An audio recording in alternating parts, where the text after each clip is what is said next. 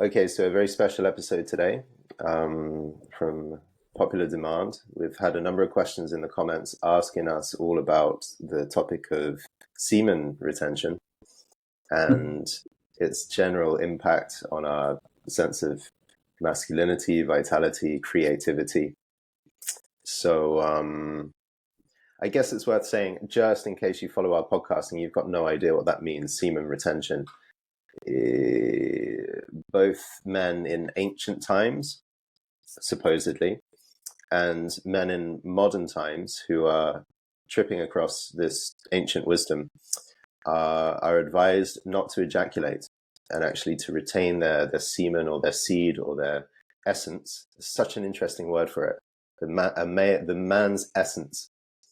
To retain one's essence inside the body, as there are known to be a number of wondrous and important side effects from such practice.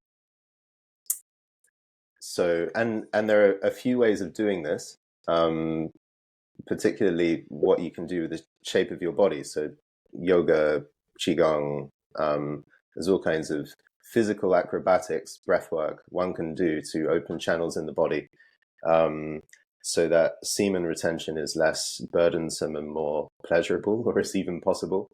But a lot of men go about this purely through abstinence. Like, I just decide that I'm not going to ejaculate and I'm going to keep it within myself at all costs. And therefore you are, in a way, damming yourself up, right? Just trying through force and will to make sure there's no slippage or accident or explosion. Would you say that's a good definition to start off with, Zan, or would you add anything to that from what you've perceived? So what I heard from you is that there's supposedly an ancient practice of this. Amorata talked about it. Yeah. And men are stumbling across that ancient practice and saying, I'm going to apply that to my modern life for a variety of reasons. And there's two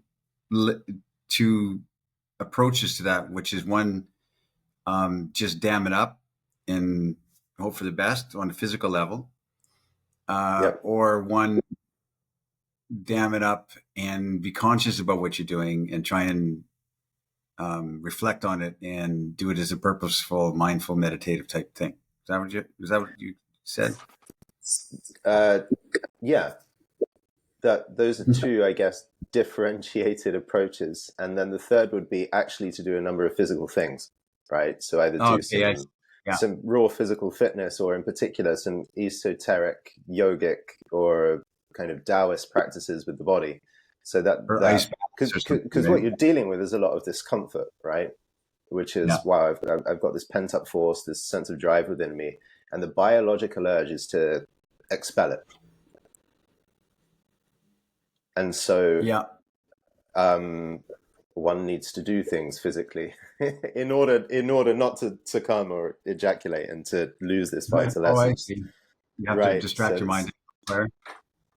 Yeah, or allow, and what a lot of Tantric instruction has said, actually, what you do is, if you open up the body, actually the kind of dense, heavy, lusty, strong force of that sexuality actually has the possibility of almost like you're boiling it. And people talk a lot about alchemy, actually, in this kind of work. So you get this lead, or you get this thick, heavy substance, and somehow in your body you burn it so it becomes less solid, more liquid, more gaseous even, and it can actually rise up through the body. And in some meditations, you're lifting more liquid, more gaseous energy up through the spine, and you're circulating actually your essence, your sexual energy through the body with breath and with meditation. Is that a measurable process chemically, or is it something that is described and assumed? Because it's an actual thing. Described and assumed and road tested through millennia of inner science. I see. So then they describe it because this is what it, but on a chemical or medical or scientific level. Yeah. Right. That's a great question. I would imagine the science falls a long way behind the mystical folklore or the mystical, real kind Yeah. of, how do you It's call it, passed down knowledge of how to work with the human self and all its instincts.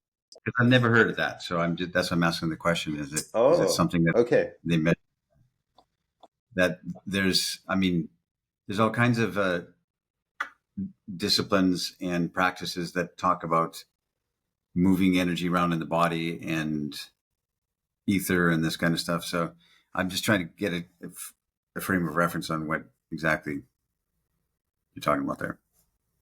So. Yeah, I mean, I could dive deeper into what I've seen and explored with the actual esoteric What do practices. you think? What do I think of it? Mm-hmm. Semen retention as a practice and a theme. Well, we know it's a practice, but but The what do you truth of think it. of the truth? Yeah, the implications of it.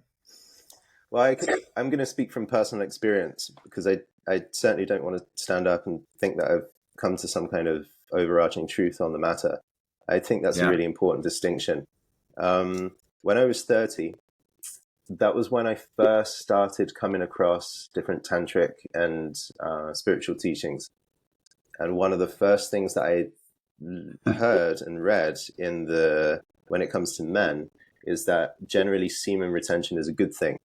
And even if you're not hardcore monastic about it, like you make an oath that you're never going to come,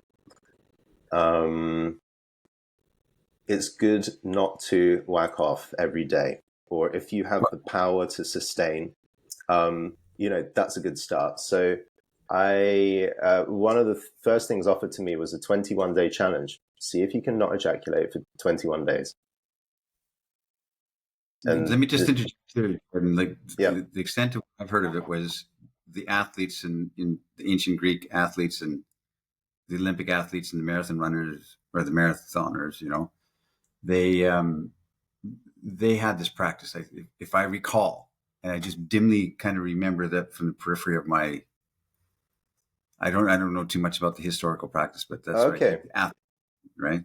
So this is going back to ancient Greece. So you've got kind of ancient Western reference to this kind of a practice. That's my connection to it, and it wasn't a mystical thing. It was more like, it was because the collapse a man has after he's ejaculated, which is a very real thing. Lack of motivation, lack of you just want to sleep and this kind of thing. That was obviously a known thing. And I think what I recall is that the Greeks and, certainly the athletes said, we got to keep that tension and that life force and that fight in our practicing up to this athletic experience, athletic event. That's the extent of what I know about historically. Go ahead. Yeah, that would make sense to me. Yeah, particularly in line with the philosophers and the Stoics, who would have a general philosophy of general integrity and continence and discipline and excellence. And so if there is a certain dip in your blood chemistry or your hormonal balance or your ability to stand up and be your best self the next day, I wouldn't be surprised actually if that was recommended highly, even in a philosophical or warrior tradition. Correct. Yeah. Okay. And in boxing, they used to say, don't have sex the night before a fight. That's right. I remember that too. Yeah.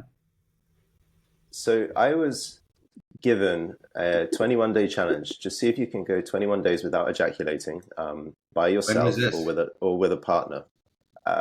Probably like my first or second year of being part of the Amorata. So I was looking at other material, like, okay, what else is there that can help me understand my relationship to women and sex, and what is this tantra or this spiritual section? How can I be a better lover? As soon as you download an ebook, How to Become a Sex God or something like that, then in one of the early chapters, they're discussing ejaculation. Because ideally, you're not going to come in the first 10 minutes if you are a sex god. Right? You're going to have some staying power. The women of the world want you to have at least, see 11 if you can minutes. do an hour. Yeah, see if you can do an hour or two. Then you could think of yourself as a sex god. So the first conversation I had was, can you go 21 days without ejaculating alone and ejaculating with a partner? So if you have a sexual partner, don't ejaculate with her. You kind of go up to about 7 out of 10 on the intensity scale. And just as you cross into about 8, then pull yourself back. So you're constantly rowing. You're trying to row across the Aegean Sea and make it there before sunrise. And you definitely don't want to exert your muscles to a 9 or a 10 out of 10. Gotcha. Because you're going to wear yourself out, right? So you're playing this kind of long game. You sacrifice your own short-term pleasure in the name of what you might create over the long run. I.e., you sacrifice your own early orgasm to see how it is to give her 2 or 3. Okay, so hold on here. So that now you're talking another aspect of this. Whereas the solo retention for athletic ability or boxing or a mystical meditative thing, now this is also a tantric type of practice of withholding, so it's for her now too, right? I'm just trying to get all the aspects of this. Yes and no. So I think you could think, if I don't ejaculate, it's going to be better for her. The sexual experience is going to be better for her. So you might start thinking that it's an altruistic act, forego my own pleasure for the sake of hers, which it sort of is, but it boomerangs back on you, which is, in my experience, it's actually way better to give her 3 or 4 orgasms and not have an ejaculation myself than it is to have an early ejaculation myself. I somehow get more pleasure, even from a selfish point of view. It actually feels better to go that deep with a woman. Yeah, that makes sense. But put this in the context of the 21 days and you're with a partner and you're experiencing intimacy every day. That's a challenge, I would imagine. Yep. Yeah. So a genuinely worthy challenge, right? You have a partner. Yeah. Sorry, let me just tell you that I knew a young Polish guy. He was probably 27 years old years ago. And he told me that he got into a tantric type of practice or tantric school or something like that, and where he was taught specifically to go to the edge, just like you're saying, and not culminate for the partner, and a tantric practice for your own spiritual development, whatever. And when I talked to him, he can no longer come with a woman. Not possible. So I thought, oh, that's really interesting. So he withheld so long that he can't make it happen now. Has that become a point of bother for him? And did that turn out being a bothersome thing for him, like a sad limitation? Yeah, he something he didn't expect, but he practiced so much control that he just couldn't uncontrol himself. It just wasn't possible for him anymore. I remember that story when that makes sense. That makes sense to me, because there's a real dark side, actually, to some of these abstinence practices and philosophies, in that they pit a man against himself. So I've been to maybe 5 or 6 different tantric schools for workshops, like a week or 2 weeks, just to dive in and see what they had and learn as much as possible. And there were a couple of the tantra teachers I had on both sides of the spectrum. So one of these schools is what you would call a black tantra school, which is highly transgressive, highly oriented to seeking out the taboo and crossing into the taboo as a way to go into the darker parts of your psyche and experience strong things. Okay. So they were highly adamant about non-ejaculation, or like forever, basically. And another tantric school that I went to, which was what you would call the whitest white tantra. So basically in their school, they would say actually only 1% of our tantra is about sex. 99% of it is your relationship to the sublime and the absolute. They were a very clean seeming organization where people are actually practicing yoga most of the time. And they were absolutely adamant that you were not to ejaculate as a man. And what they would do typically, if you took a 7-day retreat, is on day 3 or 4, they would put all the women in one room and all the men in one room, and they would lecture the men on what how you do your male part of the sexual dance. And they would say, basically, you ejaculate once or twice in your life, and that's when you want to have children. Wow. So, yeah. I never because heard that. The need for you to retain your essence is so strong for your spiritual path. There's no way, this is what they say, there's no way you're going to have divine expanded states and recognition of the absolute if you are depleted. Okay. So there were on both sides of the tantra, very black and very white, very transgressive and very kind of holy. They would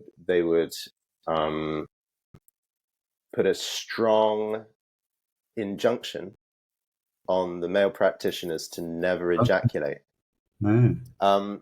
which brings with it a hell of a lot of baggage. In that, if I have a slip up, all of a sudden it's a mistake and it's evidence of my kind of corrupted character that I need to atone for. So and I had this experience, like coming off the back of these tantric retreats, of being with a partner, and I could feel myself in the middle, like, I'm getting close. I'm sensing that I might lose control. It's very possible. And then I will hold back, and I will tense muscles in certain parts of my body. I will clog up. I will shut down. And I would do anything in the heat of the sexual occasion not to ejaculate. Wow. And what she feels on her side is a man who starts restricting up more and more, cutting off his pleasure, cutting off his love, cutting off his togetherness with me. Oh. And I'm all of a sudden at war with myself. So I'm making love with her, and then as the intensity wraps up, I'm at war with myself. My biology wants to ejaculate, and my new tantric conditioning, which I went out in the world and paid for, and I'm practicing hard to slap on myself. I condition myself in that moment, right? So I can see how with muscular contraction, with psychology, your friend in Poland would have reconditioned himself to not be able to ejaculate. Yeah. And that's, you talk about parental conditioning. We grow up under conditioning. This is something you slap onto yourself in your 20s or your 30s or your 40s. And it can be really bothersome. And I mean, one of the saddest experiences I had was ejaculating. And then my partner's like, oh, that was great. And I'm so happy to see you come. And then I kind of sit on the end of the bed in a Rodin pose, oh my God, I have failed the gods and I have failed my ancestors by coming here. And this temptation has pulled me out of my true path and my alignment. What a horrible experience for a woman. And it was a horrible experience for me as well. Sure. And this is a hand-me-down of the hardcore non-ejaculative view of these tantric schools. So it's a byproduct of it, right? They could a dark result, like you said. Side. And a lot of men who subscribe to this are, stuck within cycles of repression and shame, even though they're looking to, at the same time, they want to transcend themselves into higher potentials and higher capacities. So I think that radical non-ejaculation is a bunk path, and I recommend against it for this reason. And it's interesting to me that the tantra schools that were very dogmatic on non-ejaculation were the most culty ones. And as years go by, you've seen big takedown articles on the leaders of these organizations, culty shenanigans, coercion control. Oh, wow. And I mean, from a real conspiratorial point of view, like, imagine what you can do if you've got 1,000 male practitioners in your yoga school. No one is ejaculating in honor of the guru, and let's say sending the guru energy on certain occasions. So I mean, as soon as I started getting a whiff of some of this stuff, I dropped out of these tantra schools and ran for the hills. Interesting. But the non-ejaculation, and I think we see this in the more hardcore versions of religion as well. Radical non-ejaculation, radical, like, don't touch yourself. It's the devil's work. Yes. Radical castration in some of these cults. That's just the extension of it, right? To be pure. So on the other side of the spectrum, I have also been with Tantra teachers who in a 7-day seminar would not speak about male ejaculation. They wouldn't name it. And I'm left thinking, this is an important topic. Like, a lot of people have questions. I have questions about this, what to do about this. I heard that this is vital for a man to understand. And they wouldn't say anything about it. And let's say I ran into the teacher in the cafeteria, or we had time for questions at the end of the last day. I'd say, what about male castration? And the Tantra teachers that I take a lot more from in my life and in my own work are much more on the modern, like, they've integrated their spiritual practices with a sense of modern therapy, with a sense of modern embodiment and how the body functions, what seems to lead to kind of optimum integration and wellness, let's say. And they were typically like, oh, if it happens, it happens. And it's nice to explore that for yourself. Should you not be ejaculating, or if you are, what's that like? And I had one Tantra teacher who is one of the Amorati, and he was like, if it happens, then why not celebrate it? It's like the popping of the champagne bottle. This is life. And then the question is, to what degree can you actually enjoy the popping? This is quite a good inquiry. Let's say the champagne bubble bursts and you spray an accident, or you paint the walls white and gold. To what depth can you actually enjoy that experience? How vastly and how openly can you enjoy and share the experience of ejaculation, right? Can you open and enjoy it like a 10 out of 10? Like, God, thank God, this is amazing. I love it. And I shared it with you, and look, like, what a great moment. Or do you do it and then you're kind of like, oh God, I kind of wish I didn't do that, or I wish I held on for another 10 minutes, or God, that was too early. And you go into some kind of in a negative spiral. Or can you do without that stuff and just accept, wow, I just had this amazing, shared biological moment? It's a hypothetical question, right? Or is it a real question? It's an inquiry.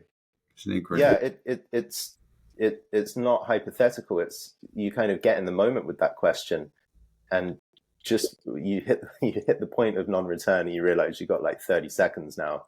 And then the question is, okay, it's done.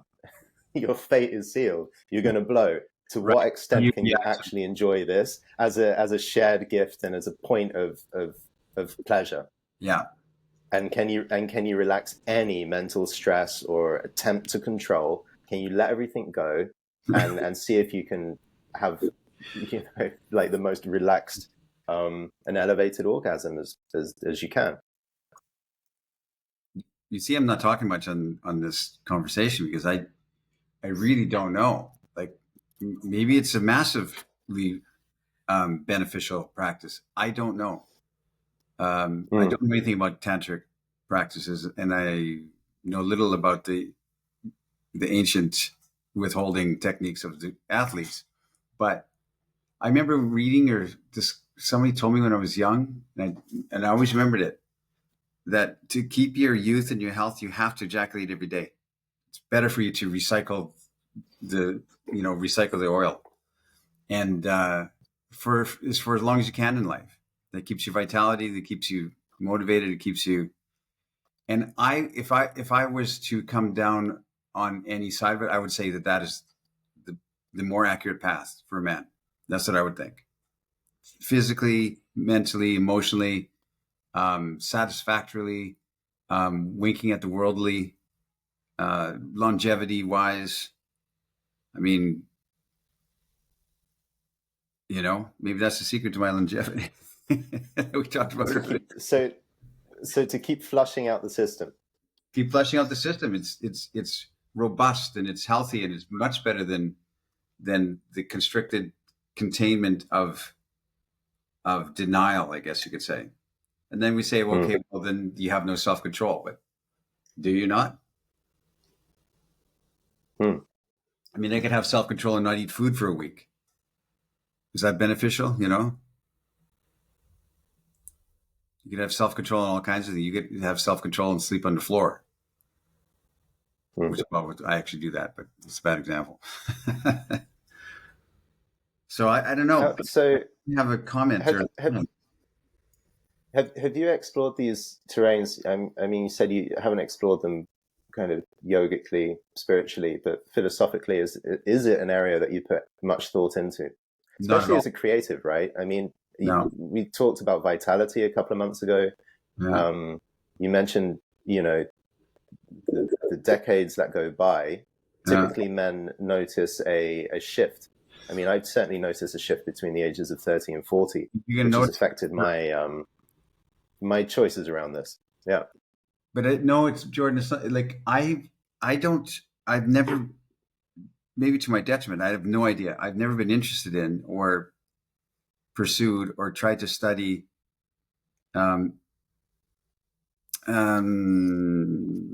bodily practices that aren't traditional ones, like weightlifting, exercise, eating the right food, that kind of stuff. I haven't gone down the path of any kind of more esoteric bodily practices. I haven't at all. I don't sit cross-legged, lotus-legged, and I don't open my palms. You know, I don't know anything about this. Nothing. I'm very practical that way, and I'm not saying that my way is correct or that I haven't. There's something I haven't learned yet. I'm not saying that. It's just that I'm not drawn to it. I'm not drawn to that kind of. I like the scientific and metabolic bodily practice. That's cool. Like strength training, you know, walking an hour a day and that kind of stuff. That fascinates me. I think that's cool because I'm obsessed with longevity, as you know. I like it. And I eat one meal a day for the last almost 15 years now. So I like that. That's the self-control that I have imposed that, you know, that I like. Now, emotional meditative practices, as opposed to bodily, is where I'm more leaning into. Like, and I don't meditate. I don't mean that I sit and clear my mind or think of, you know, chant a mantra or anything like that. But I do contemplate a lot, and I do think a lot, and I do believe that that contemplation is the highest form of activity you can possibly have. So reflection a lot, and consider and wonder about the universe, and wonder about science, wonder about history, wonder about art. Wonderment, I think, is the basis of all that, to be constantly in wonder and curiosity. So I do have that heavily as a strong thing I think about and advise to our members, et cetera, is like to really have a contemplative, reflective spirit and practice gratitude.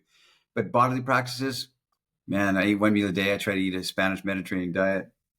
I don't have any truck or any experience or really any interest, now I think of it, to learn some kind of tantric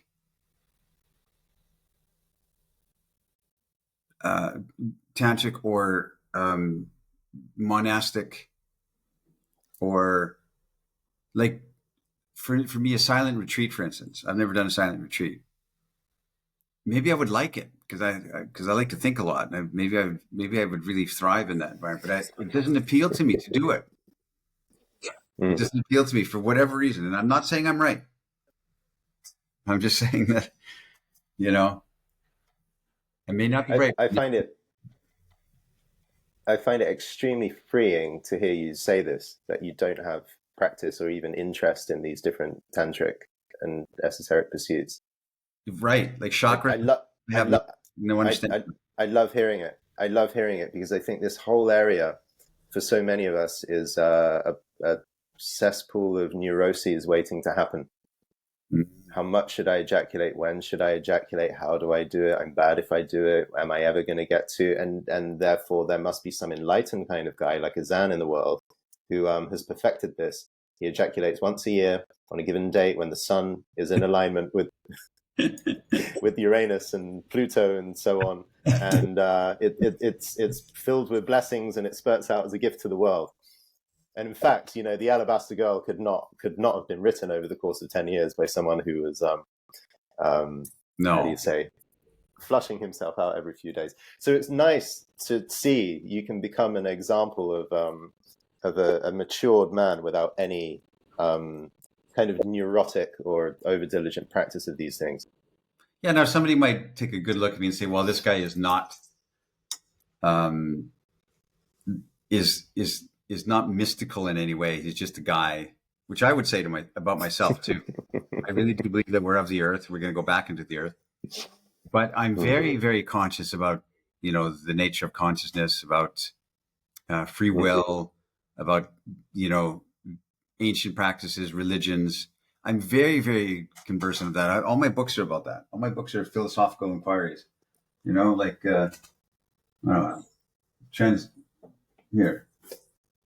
Transfiguration of the Commonplace. That's that's an art book. I'm very fascinated by art and the creative process and motivation and stuff like that, and why we do anything and why we're here in this point in space and time. So I'm very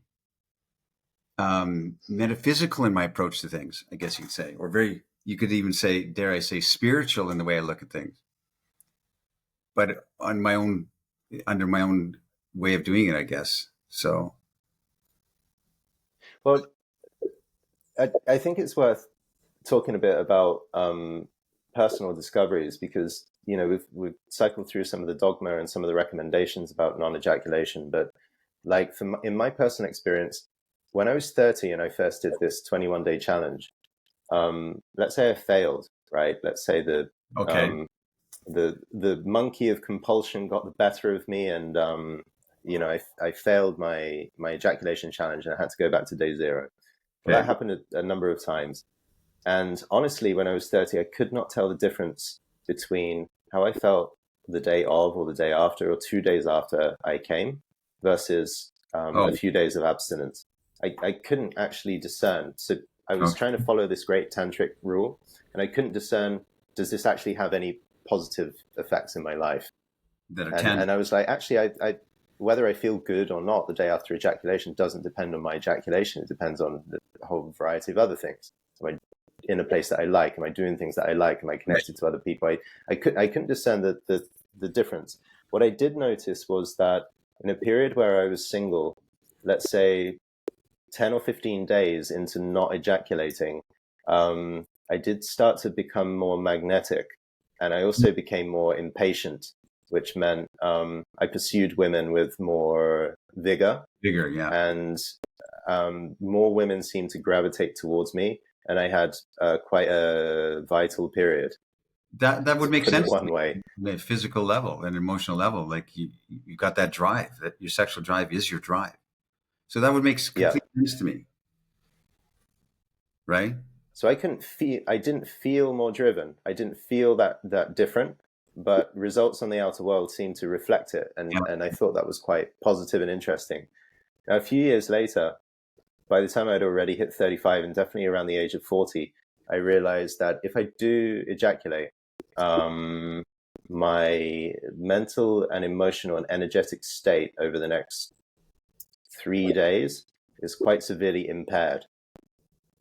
So whereas at the age of 30, I didn't really notice much drop off, now I notice a huge drop off, and I can get short, and I can get a little bit angry, and I can want my space a lot more. And my general pleasantness with my partner is less.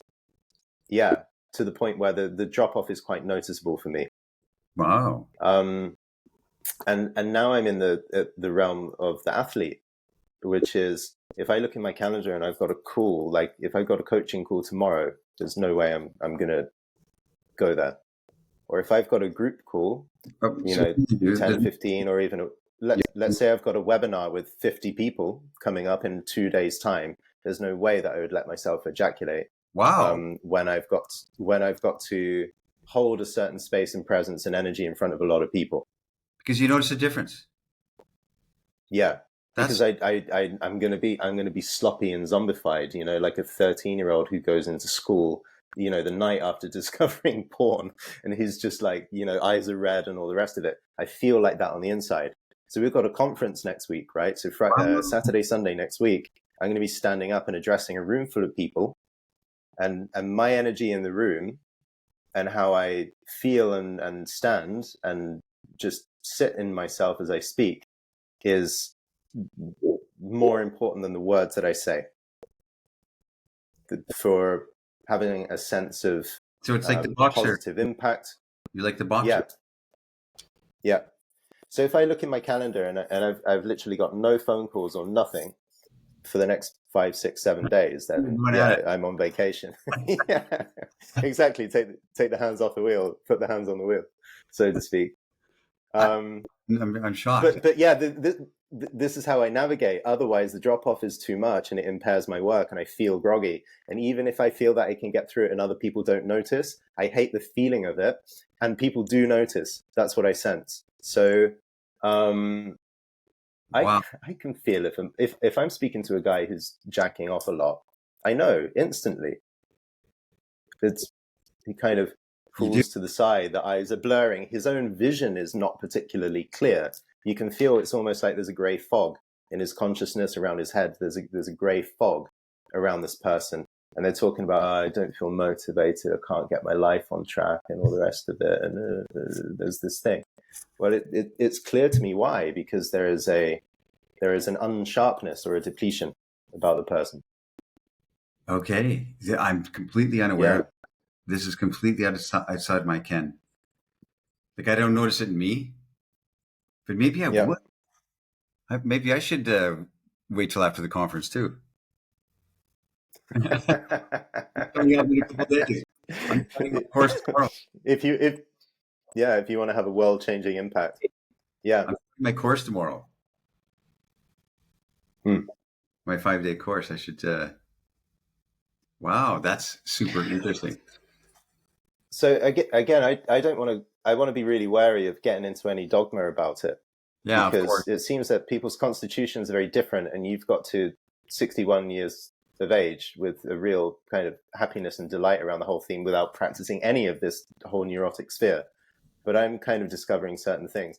The other thing that I notice is when it comes to the nervous system, people often talk about the sympathetic and the parasympathetic nervous system. Like there's two different modes of activation. So you can either be in a fight, flight, or a stress response. That's the sympathetic nervous system. You're stressed and you're tense and you're holding on and you're like, everything kind of bunches up. And then you have this parasympathetic system, which is a complete relaxation of the nervous system, which then relaxes and releases all the muscles.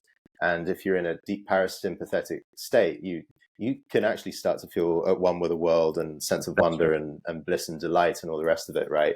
This is when you really chill out and feel good. People drink, people smoke weed and so on to come into this parasympathetic nervous system, but you can do it yourself, but it takes the nervous system training.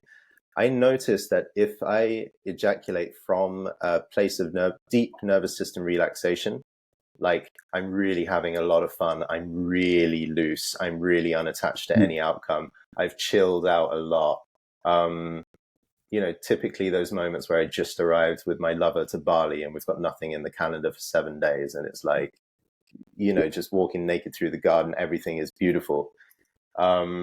In those states, if I ejaculate, it seems somehow to be spiritually nourishing, and my mood doesn't floor or hit the floor. And if I ejaculate and my partner has a couple of orgasms at the same time, it's like let's say I lose some seed, but I seem to receive some feminine energy back from her.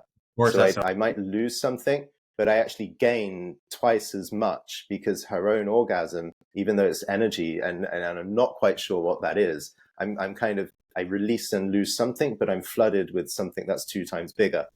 I fill up with some feminine energy and it gives me a real great state of bliss. And let's say the hormones I lose through ejaculation dip over the next couple of days. I'm also filled up with something for the next couple of days from her. That's the most accurate thing that's the way my perspective is. It's like, you're receiving something and you're giving something that she's needing, and you're not withholding that from her. I could do another podcast on that whole thing, on that whole, conversation about that. The idea that there's something that is given to you when a woman completely surrenders herself to you. There's something that's a need and a necessary thing. So, I mean, I can't even go into the spectrum of that right now, but it's more, I think that you're not just, like you said, I might be losing something in the process, but I'm also gaining something. And I would rephrase that as I'm not losing anything at all. I'm sharing something and I'm receiving and receiving. Wow. Yeah. I don't think there's any loss of fluid or anything. There's something shared. That's how that's my automatic perspective on it. You say that this is a different theme you could do a whole podcast on, but you're not ready to go there right now. What if we just give a few minutes and tease it out, see if you could say a little more? Because I think this is groundbreaking. Like even the language here, what I've been saying and what the men of the world are saying is I'm losing something. You know, I'm this robust, autonomous male moving forward through life, trying to avoid the dragons and the succubus and the sirens and so on who might rob me of my vital seed. And you're saying, actually, you know, I share it and it's not a loss at all. Let me kind of get into it just a little bit here. I wrote about this in the book, The Alabaster Girl. There's 3 layers. I think I said 3 layers of the man's sexual experience with women. The first layer is he doesn't know what he's doing. He's brand new.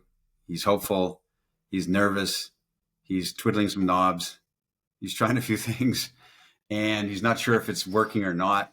He can't gauge her response, and he might have premature ejaculation. All these kind of things. That's his first kind of phase through life, and then he gets a bit more sexual experience. And he learns a bit more control. Let's say 4 phases.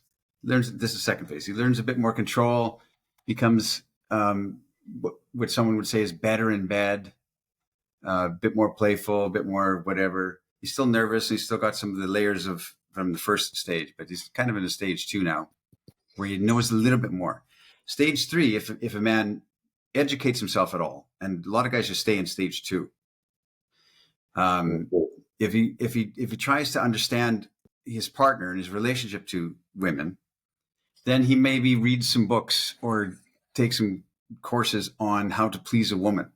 So, you know, you hear this in this society, and that she comes first. And how do I please a woman? He learns to go down on her, learns to be that guy who can massage, bubble baths, stroke her hair, which is fantastic for women. And women say, yeah, that's the guy I want. Yeah, sign me up for that guy. Right. And they become great massagers. And it's all about pleasing her and then taking care of themselves. And women say, that's what I want. That's perfect. That's the perfect man. But no, it's not, because there's this 4th level, the shadow level, which I think is very real.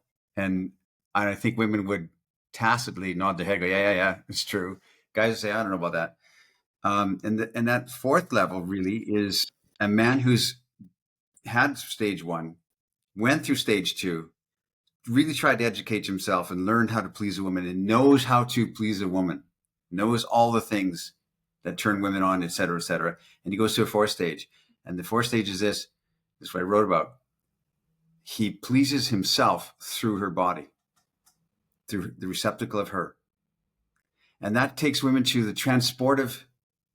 I have to try and pack that a bit, because he knows all these things of pleasing her, of making her feel connected, all this kind of stuff, of making her feel pleasure, making her come.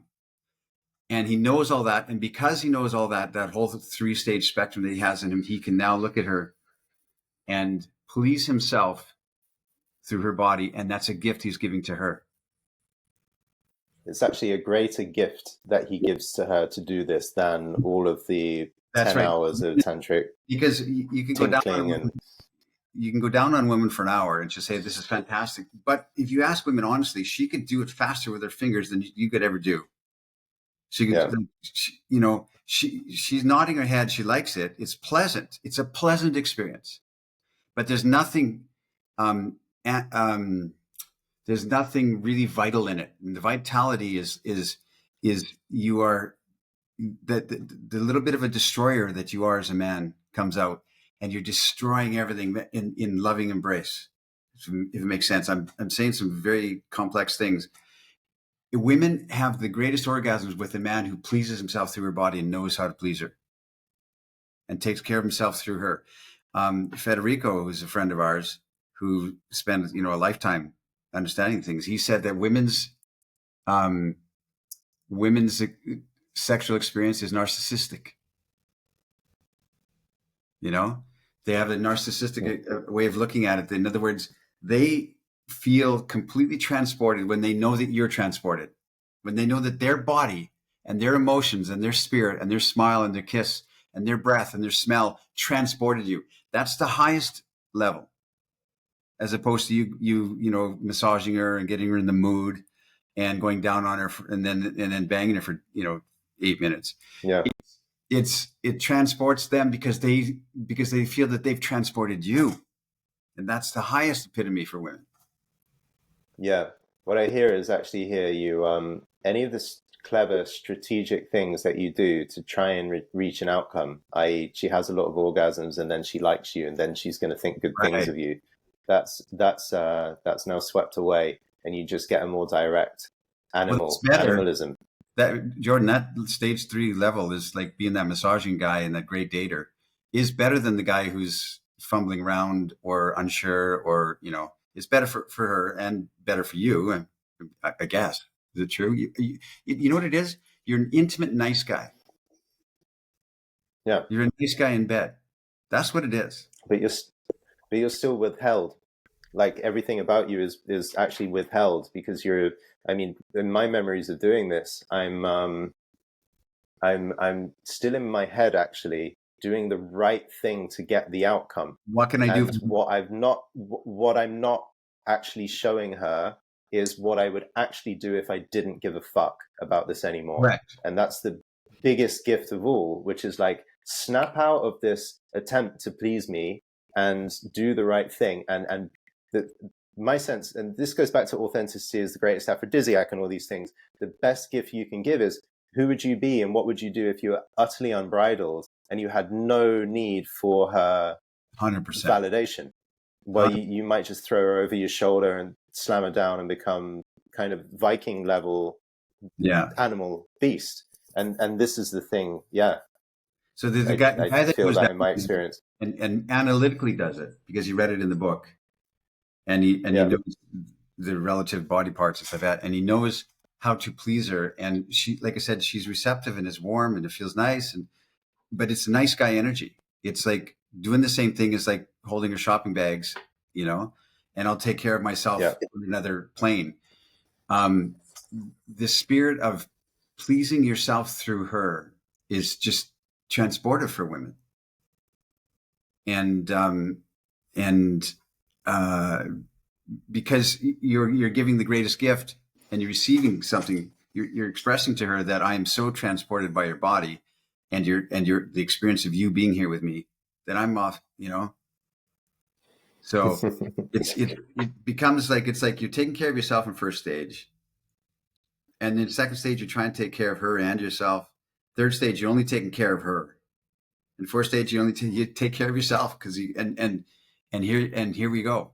And I'm saying that very simplistically, and there may be some nuances, and some people say, well, wait a minute. But I didn't read this. I came through this from my own observation and experience over the years that this has got to be, this fourth stage is the real stage. And when I tell it to them, they go, yeah, that's true.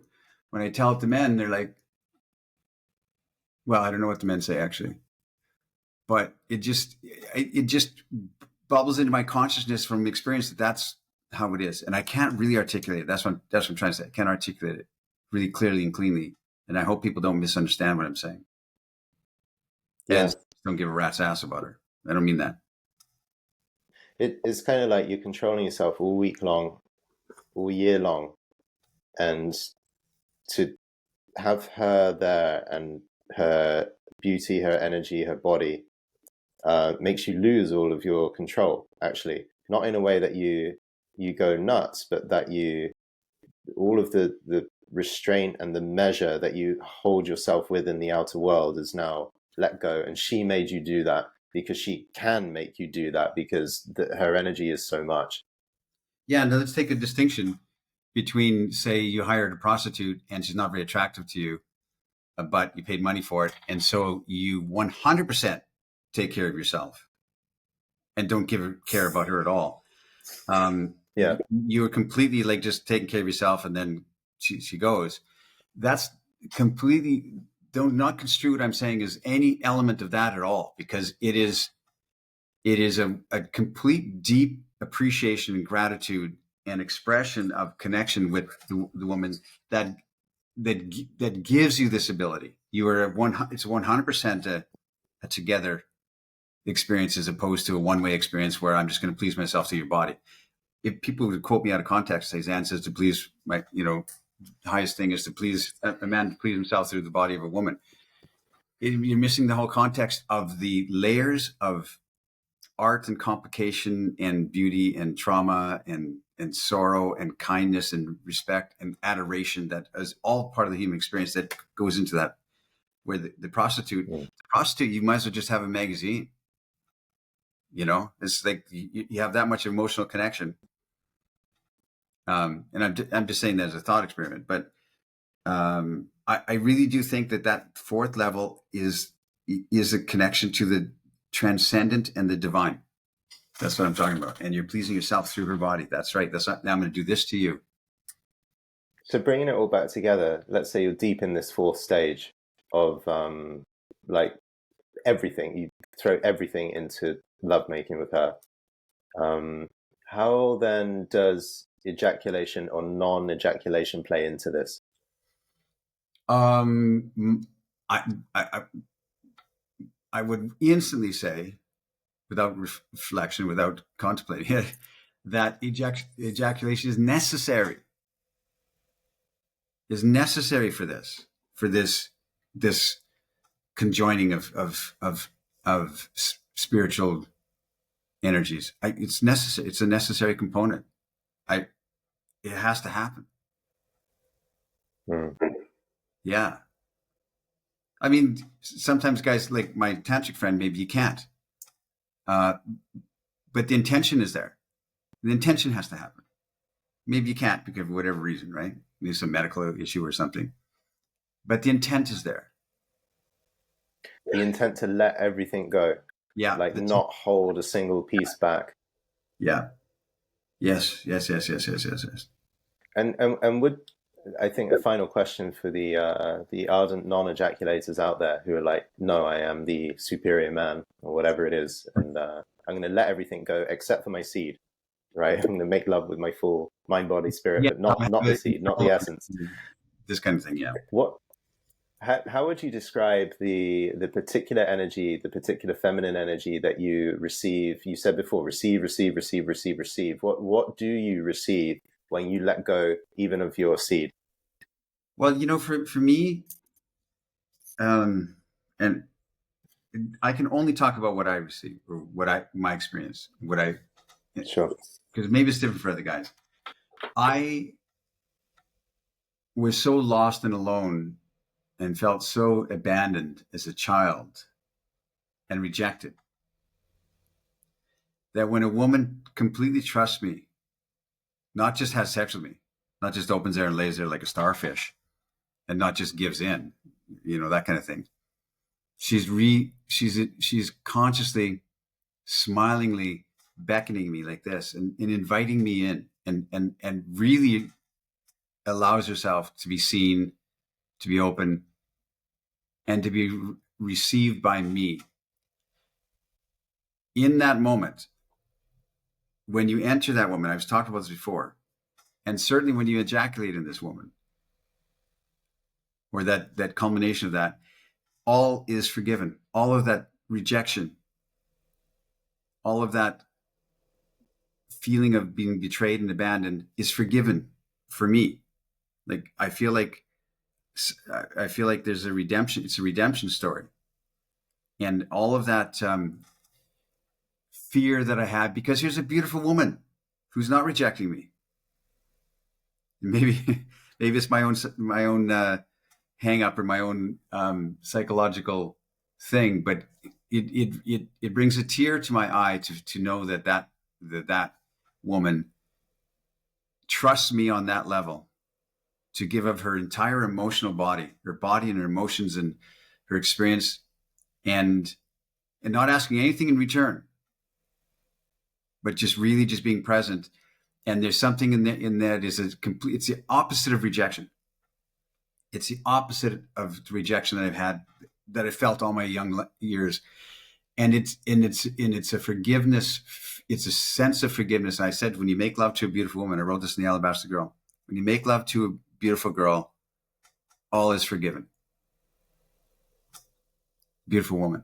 When you make love to a beautiful woman, all is forgiven. And that's true for me. Maybe other guys who relate to this, maybe other guys go, I don't know what you're talking about. I don't need forgiveness. But my forgiveness for my feeling of not being good enough and stuff, it's absolved there by this great,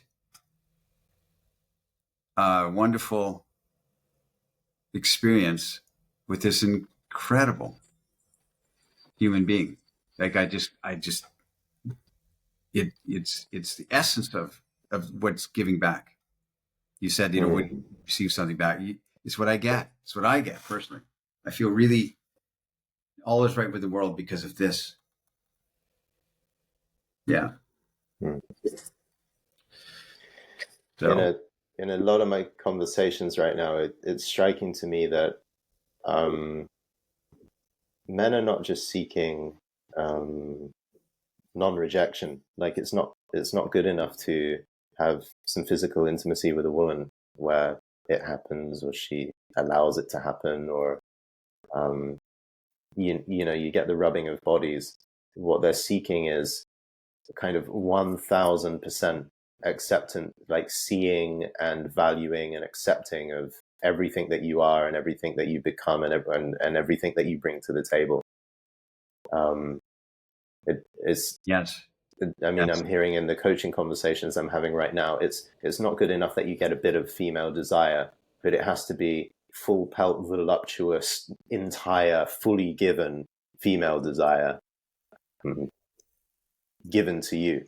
Yeah, which is what specifically we're seeking. That really, we may not think it. We think we just want to get laid, but those guys that want to get laid, they really want acceptance and benevolence in that,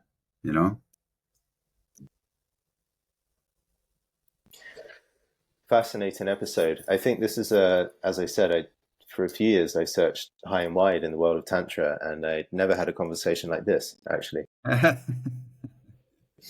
I hope the viewers are going to say the same thing. Yeah, I'd like to hear the comments on this and comment on this video, because I'm very curious about it.